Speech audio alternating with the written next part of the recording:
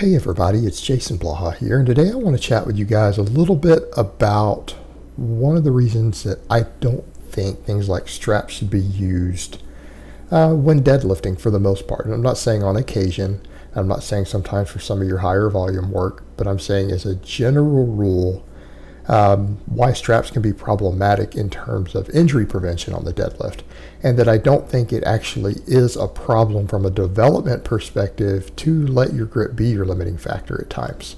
And that's something that's come up. I've had some people say, hey Jason, you're doing nothing but hook grip these days, and your hook grip is limiting how much you can deadlift while you're working on it. And here's the thing, guys.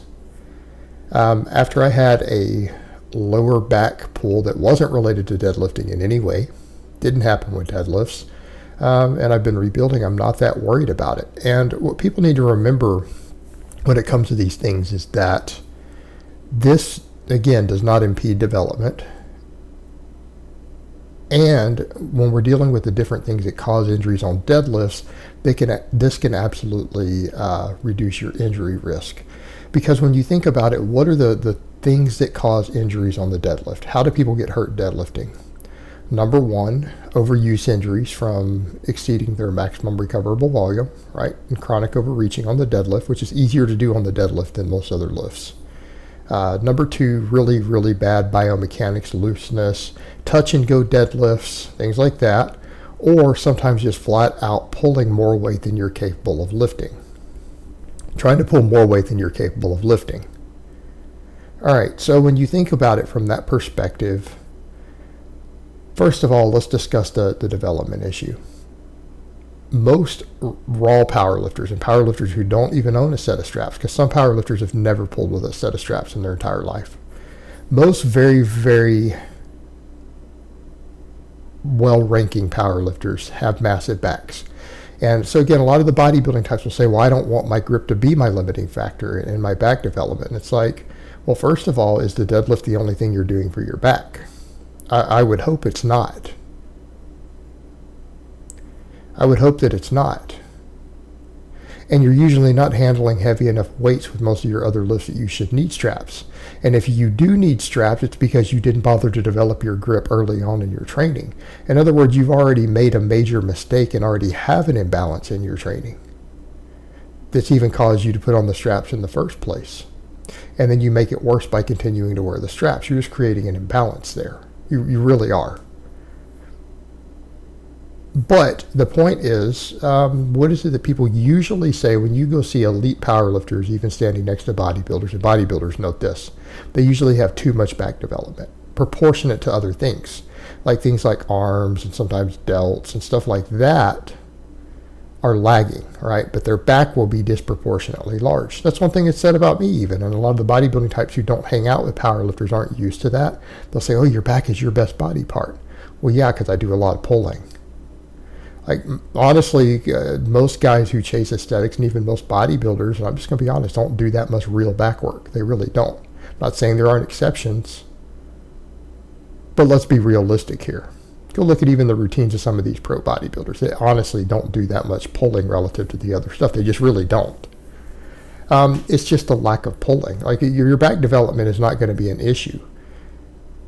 You never see even a powerlifter who doesn't even own a set of straps, who just uses all mixed grip or all hook grip or even all double overhand, ever have back development issues. This is a non-issue. This is a make-believe issue in the heads of bodybuilders as an excuse to use straps.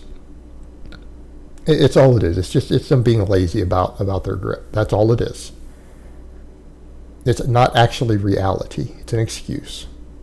That's okay. We all make excuses for things we do. They might think it's a reason. They might really believe that, but it's not a reason based on reality. So, over to the point. Let's talk about injuries now.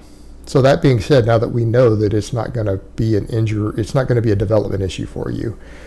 All right, when we are dealing with things like overuse, we're dealing with things like chronic overreaching, and most of the data coming out now, go look at the stuff at Barbell Medicine.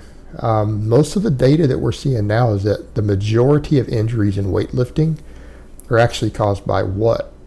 Poor fatigue management. That actually even seems to matter more than form oftentimes.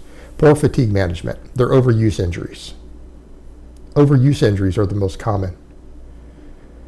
Training in too fatigued of a state to where you're already fatigued, you already have some areas that are inflamed with possible overuse, and then your form breaks down in that fatigue state. When you're in the non-fatigue state with fresh connective tissue, form breakdown almost never causes injuries.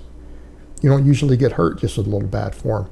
It's bad form with poor fatigue management, and in some cases just too heavy a loads, even with perfect form, when fatigue management's become a problem. It's overuse. Well, your body has a warning system built in. What's one of the things that we notice that when things like your upper back are too tired or they're fatigued, you know that your grip strength gets reduced? And I don't mean for someone who has no grip strength. Oh, if your grip is just weak, your grip is weak because you haven't bothered to train it. But fatigue causes grip strength to go down. That's one of the signs of overreaching. That your overreaching is starting to get very, very high. Loss of grip strength, a measurable change in grip strength. Now you see where we're going when we start talking about some of these workouts. Well, I've got to put on the straps so that I can do more training volume. Well, you might be doing a training volume that you're not personally quite able to handle. You haven't built the work capacity to do that. So what happens? You're going to wear the straps and you're not going to get the warning signs that you've lost grip strength. Well, you're putting yourself in a position for pulling muscles and things in your back. You're putting yourself in a position for injuries due to support musculature being too weak, but you're still jerking and pulling, because straps also reinforce bad form. People will say, what? Yeah, of course they do. They don't require you to focus on getting tight. Because what is it that we know about gripping a bar? What do we know about gripping a bar? We know that gripping a bar as hard as possible has a radiant effect in other muscles. One of them is better core bracing. Well, isn't bracing your cores one of the defensive mechanisms against lower back injuries? Yeah. So you're going to be in fatigue states without squeezing the bar as hard, because you know when you're getting into multiple sets and you're dealing with heavy weights or any sort of training volume, you've got to squeeze the hell out of that bar when you're using, whether it's a mixed grip, a double overhand grip, a hook grip. You have to squeeze the hell out of the bar. That will also cause more tightness. It will cause more awareness through your body, less loose form. It helps give a protective measure for your lower back. When you throw in the straps, you're losing that. Furthermore, what's one of the things that a lot of people do with straps? Why they wear straps? So they can do touch and go deadlifts. A lot of people are under this weird mistake that because they can do a lot more reps touch and go, that they're somehow doing more work and getting better muscular development. You're not. Touch and go actually leads to very, very quick form degradations and bouncing that can actually injure your lower back. I will go so far as to say that every lower back deadlift injury that I have ever personally witnessed was done with touch and go deadlifts. Like every person I know personally who's ever strained their lower back while doing deadlifts is a touch and go deadlifter. Now that's N equals 1, but that's just my observation. I am completely opposed to the idea of touch and go deadlifts.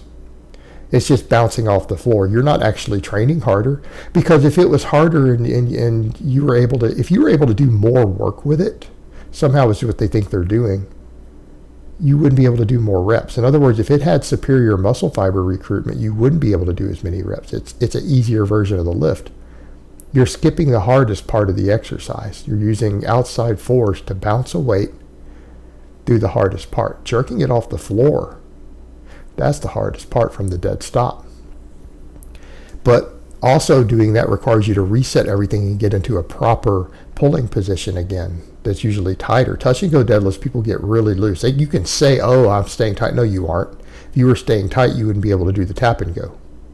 You are getting loose to some extent, and it leaves a loose, sloppy form.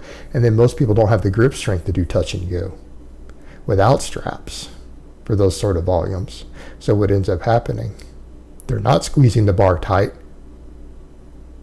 Putting themselves in a position to where they can't get the same radiant effect. They won't brace their core as hard, and then they're bouncing themselves into bad positions. All right. If you throw the straps away and people are forced to just let their grip be a limiting factor, they're not going to be able to do these touch and go deadlifts. Not with any number of reps, at least. So it also eliminates some of the techniques and things that cause people to get hurt.